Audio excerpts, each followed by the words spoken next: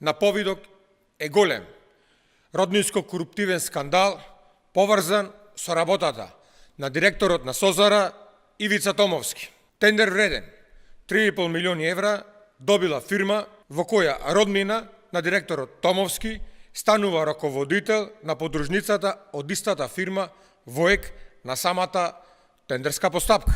Созара, орган во рамките на владата, склучила договор за обезбедување на државните објекти со компанијата Праеторијан Доел, но само 8 дена подоцна, во ек на огласот, односно на 18 октомври, Власе Танасковски, роднина на Томовски, влегува во Праеторијан Доел Скопје.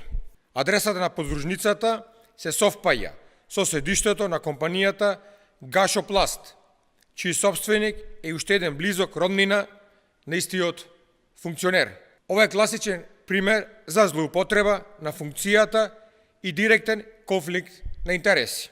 СДСМ бара итна реакција од антикорупцијска комисија, јавното обвинителство и сите надлежни институции. Ваквите скандали мора да завршат.